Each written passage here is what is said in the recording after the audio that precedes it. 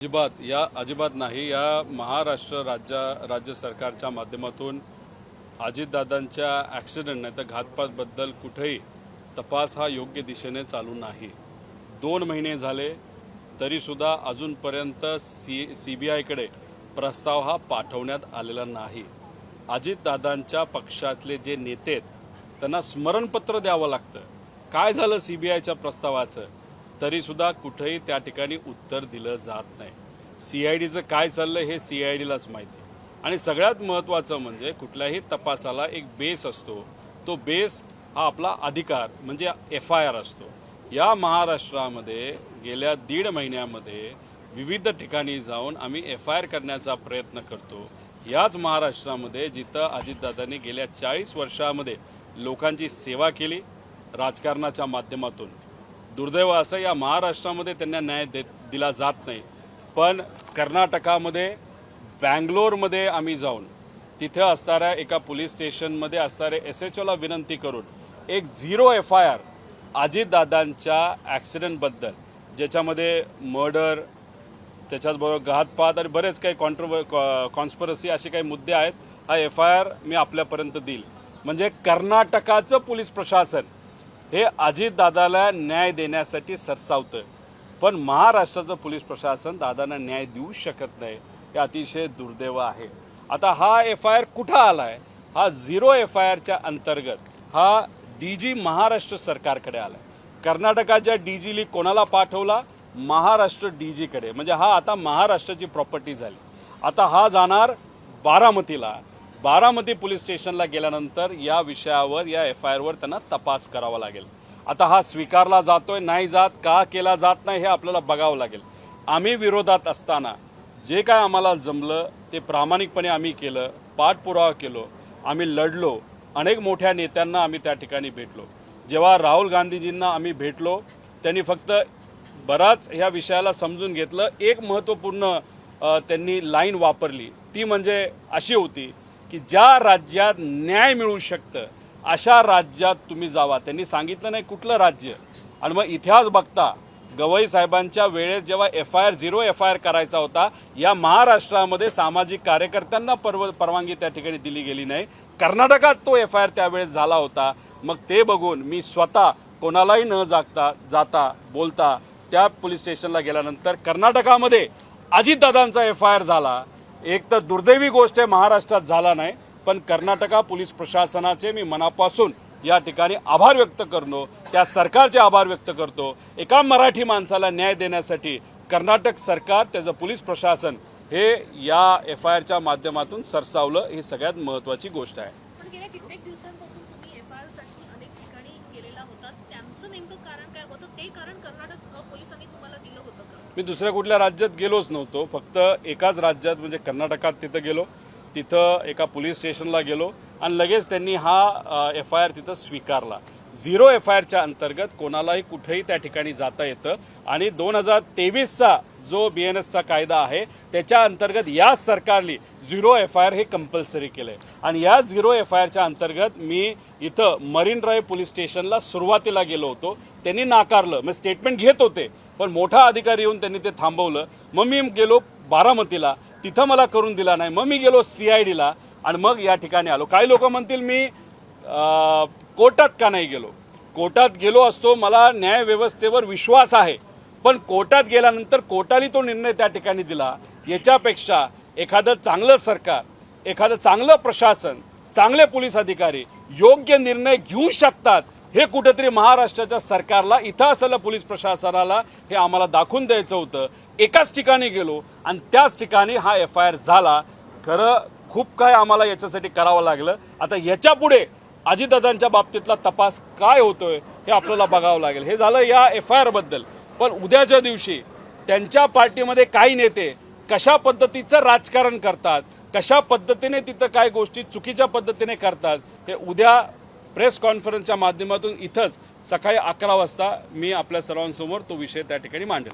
परंतु रोहितदादा, या सगळ्या प्रकरणामध्ये सातत्यानं सुनील तटकरे असतील किंवा प्रफुल्ल पटेल असेल यांची नावं किंवा त्यांच्याकडे संशयाची सुई जी आहे ती या सगळ्या विमान अपघाताच्या संदर्भात येत होती। खरं तर प्रफुल्ल पटेल यांचा काही संबंध थेट या विमान अपघाताशी काही आहे का? विषय एवढाच आहे, FIR आता झालेला आहे. FIR मध्ये तुम्ही आज डिटेलमध्ये गेला आणि जे काही कंप्लेन डॉक्युमेंट आपण 60 पानाचं हे कर्नाटका पोलिसांना त्या ठिकाणी दिलेलं आहे. इन्व्हेस्टिगेशन होत असताना FIR वर तर होणार, पण आम्ही जे काही तिथं कंप्लेंट डॉक्युमेंट दिलेलं आहे 60 पानाचं 66 पानाचं, त्याच्यात खोलात जाऊन कुठलीही संस्था CBI CID नाही तर साधं पोलीस प्रशासन तिथं त्यांना खोलात जाऊनच FIR तिथं करावं लागेल. त्याच्याचबरोबर तुम्ही जर विरोधाभास बघितला म्हणजे नाशिक प्रकरणामध्ये SIT फॉर्म केली जाते, तिथे असणारे अधिकारी जल्लद पद्धतीने एका चुकीच्या प्रवृत्तीच्या व्यक्तीला चोराला त्या ठिकाणी पकडतात. चांगली गोष्ट आहे, तिथं तुम्ही जल्लद गती दाखवता, ती जे खरं आम्ही ते स्वागत करतो. पण दादाच्या बाबतीत CID जल्लद का ठिकाणी त्या ठिकाणी होत नाही. राहिला प्रश्न कोण याच्यामध्ये जबाबदार आहे हे क्रिमिनल इन्व्हेस्टिगेशन झाल्याशिवाय कळणार नाही. पण FIRच होत नव्हता तर मग क्रिमिनल इन्व्हेस्टिगेशनला दिशाच त्या ठिकाणी मिळत नव्हती आणि ही दिशा तिथं या FIRच्या माध्यमातून दिसेल आणि इन्व्हेस्टिगेशन जर पारदर्शक पद्धतीने झालं तर नक्कीच न्याय मिळण्याशिवाय राहणार नाही. आम्ही विरोधात आहे. जे काय आम्हाला जमलं ते आम्ही केलेलं आहे. जे सत्तेत आहेत ते मात्र त्या ठिकाणी काहीच करताना दिसत नाही. अजितदादांच्या पक्षाचे नेते सुद्धा गप्प बसताना आम्ही जेव्हा बघतो तेव्हा खरंच आम्हाला वाईट वाटतं. त्यांना सत्तेत असताना सुद्धा स्मरणपत्र द्यावं लागतं म्हणजे हे हास्यास्पद आणि दुर्दैवी गोष्ट असंच आपल्याला म्हणावं लागेल. परंतु तुमच्या कुटुंबामधला देखील जय पवार हे पुढे येऊन पत्रकार परिषद घेणार होते. खरं तर त्यांची पत्रकार परिषद अद्यापही झालेली नाही. खरं तर दोन आठवड्यापूर्वी त्यांची पत्रकार परिषद होणार होती. कोणाचा दबाव आहे असा की जय पवार हे पत्रकार परिषद घेत नाहीये? सुनील तटकरेंचा प्रफुल्ल पटेलांचाच दबाव त्या ठिकाणी असेल. माझ्याकडे बरेच पुरावे तिथं आलेले आहेत. फक्त जय पवार हे पत्रकार परिषद घेणार आपल्या वडिलांना न्याय देण्यासाठी.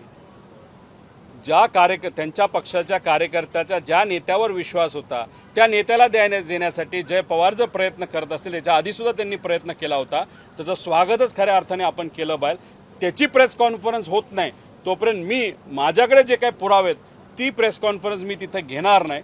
कारण त्याची प्रेस कॉन्फरन्स झाली त्यात जर काही गोष्टी राहिल्या असतील त्याच मी पुढच्या प्रेस कॉन्फरन्समध्ये घेणार आहे. पण गेल्या आठवड्यात होणारी प्रेस कॉन्फरन्स आजपर्यंत का नाही झाली हे मला तरी सांगता येणार नाही. पण सुनील तटकरे आणि प्रफुल्ल पटेल नाहीतर सत्तेतले काही भाजपचे नेते त्यांना करू नका असं म्हणत आहेत का काय, असाही प्रश्न आम्हाला निर्माण व्हायला लागला आहे. त्याची प्रेस कॉन्फरन्स इथं होत नाही आणि दादांचा FIR इकडे होत नव्हता. आम्हाला कर्नाटकात जाऊन FIR हा इथं करावा लागला. ब्लॅक बॉक्सचं नेमकं काय झालं ज्याच्या तपासासाठी अमेरिकेकडे तो पाठवण्यात आल्याची माहिती प्रफुल्ल पटेलांनी दिलेली होती, मात्र आता त्याचं काय झालं कित्येक महिने उलटलेले आहेत. नेमकं त्या ब्लॅक प्रफुल्ल पटेलांना वाटतच नसेल की हा तपास योग्य दिशेने त्या ठिकाणी जावा. कुठेही अमेरिकेला ब्लॅक बॉक्स दिला गेला नाही, हा भारतातच आहे. पण त्या बाबतीत कुठंच काय नाही झालं. त्याचं कारण हे सगळे जे आजी माजी अधिकारी आहेत ते प्रफुल्ल पटेलांच्या ओळखीचे अधिकारी आहेत आणि जे महाशय जे नेते जे मंत्री हे एव्हिएशन मंत्री म्हणून बसलेले आहेत त्यांचे व्यक्तिगत आणि व्यावहारिक संबंधच VSR बरोबर असल्यामुळे कसं AIB अजितदादांच्या बाबतीत योग्य पद्धतीचा तपास करणार. आता आम्ही वाट बघतोय ते पुढचा जो काही अहवाल आहे तो त्या ठिकाणी कधी देतील. पण असे 9 अहवाल हे AIB कडे प्रलंबित आहे फायनल प्रस्तावासाठी नाही तर फायनल इन्व्हेस्टिगेशन रिपोर्टसाठी. काही अहवाल 4 वर्षापूर्वीचे आहेत, काही 3.5 वर्षापूर्वीचे आहेत, काही 2.5 वर्षापूर्वीचे आहेत. मला AIBला एवढंच सांगायचं आहे की तुम्हाला वाटत असेल की लोक विसरले, महाराष्ट्रातील लोक कधी अन्यायाला विसरत नाही आणि तुम्ही जर विसरला निवांत बसला तुम्हाला जाग्यावर आम्ही आणल्याशिवाय त्या ठिकाणी राहणार नाही. खास करून मंत्र्याचा राजीनामा म्हणजे केंद्रीय एव्हिएशन मंत्र्याचा राजीनामा हा घेतलाच पाहिजे अशी आमची भूमिका आहे. पण शेवटी केंद्रात जे कोणी खासदार असतात ते त्यांची भूमिका त्या ठिकाणी मांडत असतात. आम्हाला मित्रत्व नाही, आम्हाला फक्त न्याय त्या ठिकाणी पाहिजे आणि तो न्याय आम्ही मिळवल्याशिवाय राहणार नाही. दादा, अजित पवार गेल्यानंतर राष्ट्रवादी काँग्रेस अजित पवार यांच्या पक्षाचं पुरोगामित्व संपूर्ण संपलंय का हा सगळा प्रश्नचिन्ह निर्माण होतं. कारण की अशोक कराड जो बंधुबाबा आहे त्याच्या चरणी अनेक त्यांचे नेते मंडळी लीन होताना पाहायला मिळतात. स्वतः प्रदेशाध्यक्ष सुनील तटकरे यांचे फोटो आहेत, रुपाली चाकणकर तर त्यांच्या पाय धुत असतानाचे सगळे फोटो व्हिडिओ समोर येताना पाहायला मिळतात. आणि ह्या वरतून हा बाबा जो आहे तो VSR कंपनीच्या विमानातून देखील प्रवास करतोय. अर्थात या सगळ्याचं गौड बंगाल काय? अजितदादा जेव्हा जिवंत होते तेव्हा बारामतीचं त्यांचं जे घर आहे त्याच्या बाहेर ब्लॅक मॅजिक झालेलं आपण सगळ्यांनी बघितलेलं आहे.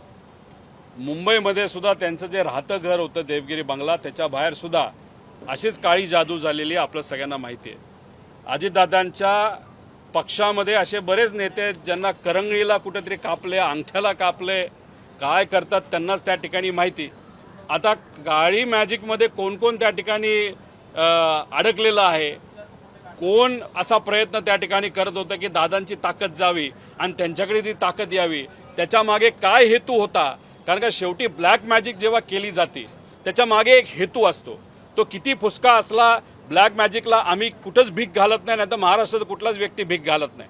पण मग त्याच्यात हेतू काय, हेतू मनामध्ये ठेवून तुम्हाला श्रीमंत व्हायचे, तुम्हाला देशाचा पंतप्रधान व्हायचे, महाराष्ट्राचं मुख्यमंत्री व्हायचे, तुम्हाला असलेल्या अडचणी त्या ठिकाणी संपवाव्यात, नाहीतर पक्षामध्ये जे सर्वात मोठं पद आहे ते मला मिळावं, यासाठी त्यांच्या पक्षातून कुणी कुणी ब्लॅक मॅजिक केली. ते पद जर तुम्हाला मिळवायचं असेल तर दादा असताना ते तुम्हाला कधी मिळणार नव्हतं, दादा नसतानाच ते मिळू शकलं असतं. मग त्याच्यासाठीच दादांच्या घराबाहेर ही ब्लॅक मॅजिक केली गेली का, मग ती कुणी केली गेली, कोण या भोंदूबाबाच्या नादी लागलं होतं, हे कुठं ना कुठंतरी समोर त्या ठिकाणी आलंच पाहिजे असं आमचं त्या ठिकाणी प्रामाणिक मत आहे. परंतु आर्थिक व्यवहार या सगळ्या संदर्भात अनेक लोकांचे उघड होताना पाहायला मिळत आहेत. सुनील तटकरे आणि त्याचसोबतच रुपाली चाकणकरांनी आपल्या महिला आयोगाचा अध्यक्षपदाचा राजीनामा दिला, परंतु महिला प्रदेशाध्यक्ष पदाचा अद्याप देखील राजीनामा होत नाही. अजितदादा असते तर पहिल्याच दिवशी ही सगळी कारवाई झाली. एक कुठलाही निर्णय घेताना एक धाडस लागतं, एक अनुभव लागतो. आज त्या पक्षातून ते धाडस का दाखवलं जात नाही, का तटकरे साहेब कुठंतरी नेत्यांना भेटून हा राजीनामा घेऊ नका असं काही सांगत आहेत का ते असं सांगतायत. सर्व कार्यकर्त्यांची इच्छा आहे की जे काही महिला अध्यक्ष पद आहे, जी व्यक्ती आता या केसमध्ये कदाचित अडकली जाईल, कारण ते स्वतः त्या ठिकाणी ट्रस्टी होते, त्यांचा विषय हा कार्यकर्त्यांना त्या पदावर नको असताना सुद्धा काही नेते का त्यांची वर्णी लावतात हे आम्हाला तरी माहीत नाही. त्यामुळे जो कोणी राष्ट्रीय अध्यक्ष त्या पक्षाचे असतील त्यांनी निर्णय तिथं दादा ज्या पद्धतीने घेऊ शकले असते असा निर्णय खऱ्या अर्थाने घेण्याची जरूरत आहे. पण त्या पक्षामध्ये तसं काही होताना दिसत नाही, हे दुर्दैवी आहे.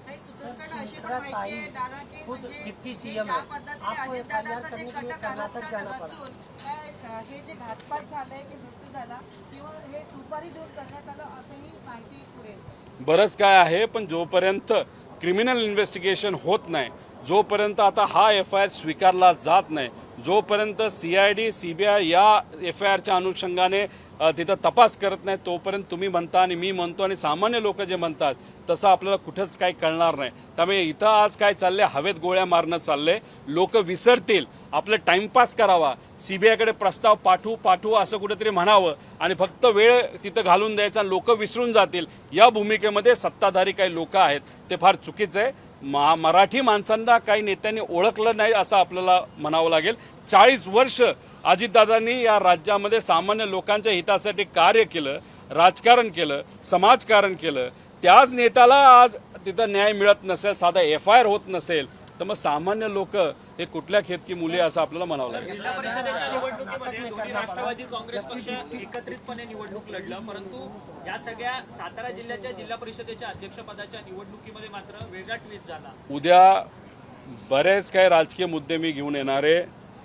गेल्या 2 महिन्यामध्ये या विषयामध्ये आम्ही सर्वजण गुंतून असल्यामुळे भावनिक दृष्टिकोनातून सुद्धा आणि वेळेप्रमाणे सुद्धा आम्ही दुसरा कुठलाच मुद्दा अधिवेशनात घेताना तुम्ही बघितलेला नाही. मीडियासमोर सुद्धा आम्ही फार सांभाळून त्या ठिकाणी बोलतो, कारण एखादा विषय हातात घेतला तो मार्गी लावणं महत्त्वाचं आहे आणि आमच्यासाठी विरोधात असताना FIR करून घेणं हे सगळ्यात महत्त्वाची गोष्ट होती, आम्ही जी करून घेतली. काही प्रमाणात माझ्या मतदारसंघाकडे सुद्धा या काळामध्ये माझं तिथं दुर्लक्ष झालेलं आहे. त्यामुळे आता FIR झालेला आहे. उद्यापासून राजकीय दृष्टिकोनात जो कुठला प्रश्न तुम्ही घ्याल आणि त्या बाबतीतलेच आणि खास करून अजितदादांच्या पक्षातले काही कागद ही माझ्याकडे आलेली आहेत, ती कागद मी उद्या तुमच्या सर्वांसमोर आणेल. मग तुम्हाला कळेल की खरं कोणाचा कुठला काय हेतू होता आणि त्याला आत्ता जे कोणी तिथं कार्याध्यक्ष असतील, नाही तर जे कोणी राष्ट्रीय अध्यक्ष असतील, त्यांच्या मनामध्ये आज तिथं असणाऱ्या नेत्यांबद्दल कशी भावना आहे ही उद्या नक्कीच आपल्या सर्वांसमोर मी सांगेल. जिल्हा परिषदेच्या निवडणुकीच्या संदर्भात दादा असते तर अशी अशा पद्धतीने निवडणूक घडून आली असती का? कारण की सत्ता म्हणजे एकंदरीतच बहुमत दोघांकडे होतं, शिवसेना आणि राष्ट्रवादीकडे.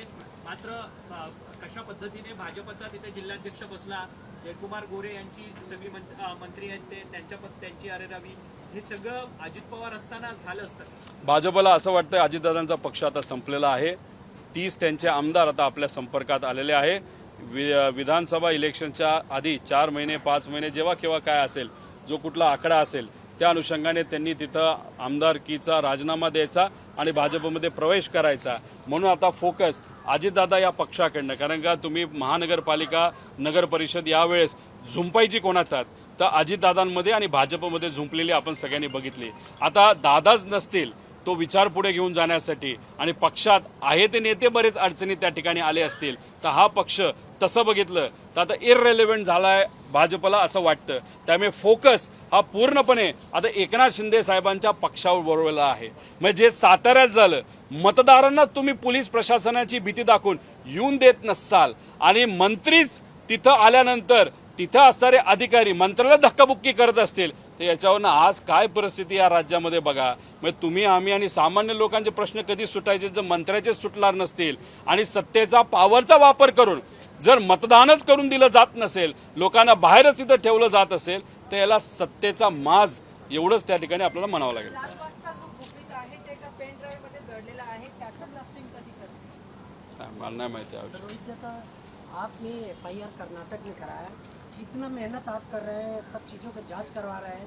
अजीत दादा पवार की फैमिली, सुमित्रा ताई आपकी काकी है और डिप्टी CM है, उन्होंने अभी तक कोई एप्लीकेशन या जांच के लिए कोई कमेटी या किसी DGP या क्राइम ब्रांच को ऐसा अपॉइंट करने की बात कही है? वो अलग पक्ष है, फैमिली एक है, लेकिन कई दिनों से उनके साथ हमारी बातचीत वहाँ पे नहीं हुई. उनको सत्ता में रहना ज़्यादा इम्पोर्टेंट है ऐसे दिख रहा है. डेफिनेटली उनके माध्यम से काकी हो या पार्थ हो या उनके जो दूसरे नेता है उनके मदद से मुख्यमंत्री साहब के यहाँ पे 2 बार मीटिंग हुई ऐसे हमको पता चला. पहली बार मीटिंग हुई थी 40 दिन पहले. उस मीटिंग में उन्होंने एक पत्र दिया था कि ये जो पूरा इन्वेस्टिगेशन है CBI को दिया जाए. तो अभी वो इन्वेस्टिगेशन CBI को उसी दिन जाना चाहिए था जो नहीं गया. फिर 10 दिन 15 दिन बाद वापस एक बार एक रिमाइंडर लेटर ये अजीत दादा के पक्ष के माध्यम से CM साहब को वहाँ पे दिया. वो रिमाइंडर लेटर क्या था कि CBI के इंक्वायरी के बारे में क्या हुआ. मतलब आप सत्ता में हो लेकिन जिस नेता ने आपके पक्ष को वहाँ पे ताकत दी, आपके MLA को वहाँ के चुन के आने के लिए वहाँ पे ताकत दी, चुन के आने के लिए प्रचार किया, उस नेता को आप न्याय नहीं दे पाते हो तो लोगों को कब न्याय दोगे आप? देखो, आप सत्ता में होने के बाद भी कुछ नहीं कर पाए, लेकिन हम विरोध में होने के बाद लोगों का सपोर्ट होने के कारण, हमारे कार्यकर्ताओं का सपोर्ट होने के कारण, उसी के साथ दिल्ली में जाके जो बड़े बड़े नेता है उनसे मिलने के बाद, खास कर राहुल जी को जब मैं मिला तब उन्होंने एक स्टेटमेंट इस्तेमाल किया था. उन्होंने कहा था जहाँ पे न्याय मिल सकता है उस राज्य में जाके आप वहाँ पे FIR करने की कोशिश करो. उन्होंने कोई भी राज्य का नाम वहाँ पे नहीं लिया था. तब जब हमने सोचा, जब हमारे गवई साहब जो सुप्रीम कोर्ट के प्रमुख थे उनके ऊपर जब जूता फेंका गया था, तब 0 FIR इस देश में कहाँ भी नहीं हुआ. महाराष्ट्र में भी वो 0 FIR हो नहीं पाया था, अमरावती में या नागपुर में. कहाँ पे हुआ था? कर्नाटका में, बैंगलोर में हुआ था. तो मैंने फिर सोचा तो बैंगलोर जाके वहाँ पे मैं एक बार कोशिश करता हूँ. तो वहाँ पे पुलिस स्टेशन जाने के बाद वहाँ पे ये FIR मैंने दर्ज करने की कोशिश की, वो उन्होंने एक्सेप्ट किया. वो FIR बैंगलोर के एक पुलिस स्टेशन ने उनके DG के माध्यम से महाराष्ट्र DG के पास अभी ये FIR वहाँ पे आया है. अभी इस सरकार को वो एक्सेप्ट करना पड़ेगा और उस पर इन्वेस्टिगेशन करने की ज़रूरत है. ये हम सबकी मांगनी है. अभी ये सरकार इस बारे में क्या करता है वो कल ही या परसों या आगे जाके हम सबको पता चलेगा. बड़े नेताओं के नाम सामने आने के डर की वजह से क्या ये फाइल को नहीं खोला जाए? देखो, ये जो VK सिंह है बहुत बड़े बड़े नेता का नाम ले सकता है. उसका बेटा रोहित सिंह, उसके शादी के लिए जो जो लोग आए थे उसके साथ अगर आप देखो उसके जो कंपनी है उसमें जिन लोगों की इन्वेस्टमेंट है उनके नाम वो लग सकता है. या जिस व्यक्ति ने VK सिंह का इस्तेमाल करते हुए दादा का एक्सीडेंट जानबूझ के करवाया, मतलब मर्डर करवाया, उसका ही नाम VK सिंह ले सकता है. इसके कारण VK सिंह पे आज तक कार्रवाई की नहीं गई. रादर अगर आप देखो कि दादा का एक्सीडेंट होने के बाद अभी तक लास्ट 2 महीने में 90 करोड़ रुपए तक वहाँ पे बिल ये VSR कंपनी का वहाँ से सरकार राज्य महाराष्ट्र सरकार से वहाँ पे पे किया गया है। ज़्यादा एक सवाल था कि नागपुर के अधिवेशन में नवाब मलिक की एंट्री होती है और वो कल राजनीति कर। Thank you. देश विदेशातील प्रत्येक घडामोडींचे लाईव्ह अपडेट मिळवण्यासाठी आता साम टीव्हीच्या सर्व सोशल मीडिया प्लॅटफॉर्मला लाईक, फॉलो आणि सबस्क्राईब करा। तसंच सर्व नोटिफिकेशनसाठी बेल आयकॉन प्रेस करायला विसरू नका।